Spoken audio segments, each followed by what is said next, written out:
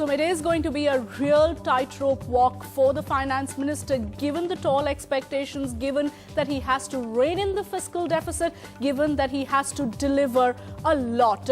Let's introduce you quickly to our special panel of guests. Remember, we will have the best names in the world of business joining us through the day, both before and after the speech. So stay tuned to NETV for all that and more. But with me here in the studio, Mukesh Bhatani of BMR Advisors and Krishnamurthy Subramaniam of the Indian School of Business, Hyderabad, both joining us. Also joining us from Mumbai in just a bit is Sajid Chinoy, India economist at JP Morgan. But let's first take a look at what you can really expect from the budget. Well, there are three basic questions that we are asking today.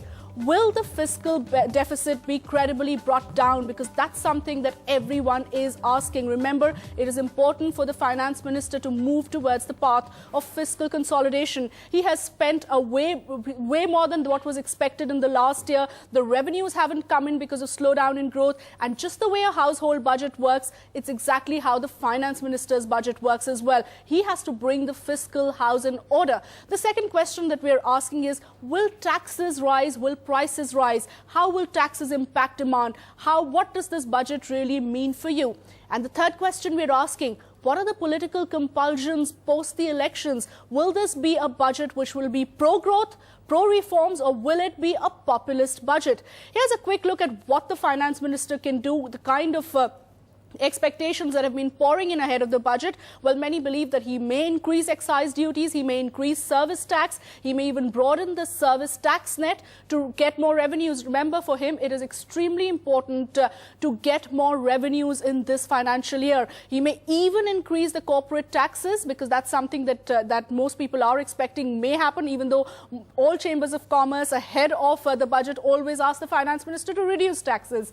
Also, what everyone's looking out for is a roadmap for the goods and services tax as well as the direct tax code.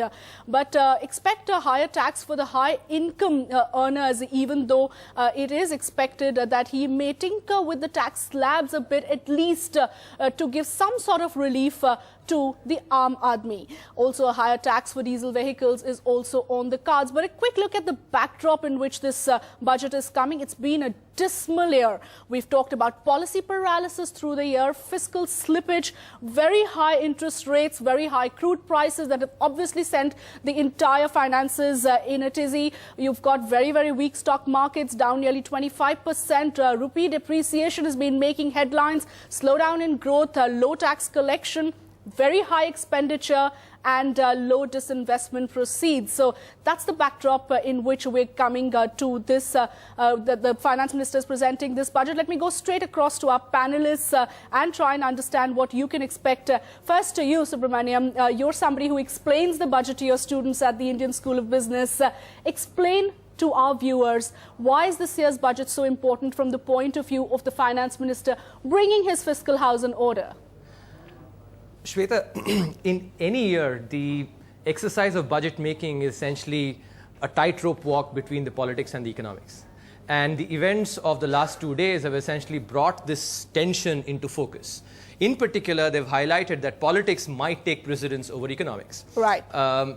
But this is the year when actually the finance minister can make an impact. Remember that next year's budget would be presented before the elections. So the degrees of freedom that will be left, the electoral compulsions will reduce the degrees of freedom considerably. So this is the year, and remember that the budget comes in the backdrop of a slowdown in growth. For the first time in 2 years, the growth is essentially in the 6% odd. Right. And it's important to remember that this slowdown in growth is happening essentially because of structural factors, fundamental factors in the economy. The last time it happened was because of the financial crisis, external factors. What you also need to take into cue is the fact that the RBI a week back essentially reduced the CRR, and the main motivation for that was essentially economic growth. So in this balance between inflation and economic growth, RBI felt that the growth was slowing down, the growth engine was essentially possibly coming to a slow halt. And therefore, they needed to really give an impetus to growth and therefore the liquidity. So the signals from RBI also suggests that growth is important. So for the finance minister this year, putting the economy back on a high growth trajectory is critical. Okay, so you're saying between growth and populism, he should ideally choose growth. Let economics prevail over politics in this year's budget, because Absolutely. clearly it can't happen next year. It cannot happen next year. All right, Sajid Chinoy, India economist JP Morgan, is also joining us from Mumbai. Let's get a quick word from Sajid as to whether he agrees with Subbu here. Sajid, do you think growth will overtake the populism that in this year's budget? I believe so. I think we've got little choice but to focus on credible fiscal consolidation for the very simple reason that this growth slowdown that we're currently experiencing is primarily because investment has come to a grinding halt. Investment as a percent of GDP today is a good 4 percentage points below what it was before the global financial crisis. And part of the reason that's happened is that India's structural fiscal deficit has gone up almost by the identical level. Today's primary deficit is 4 percentage points higher than it was 4 or 5 years ago. So this is the old crowding out of India's investment because the government's run large fiscal deficits, kept aggregate demand high, that's kept inflation high, and we've put pressure on interest rates. And therefore, we'll have to bite the bullet this year, and only credible consolidation will free up resources for the private sector.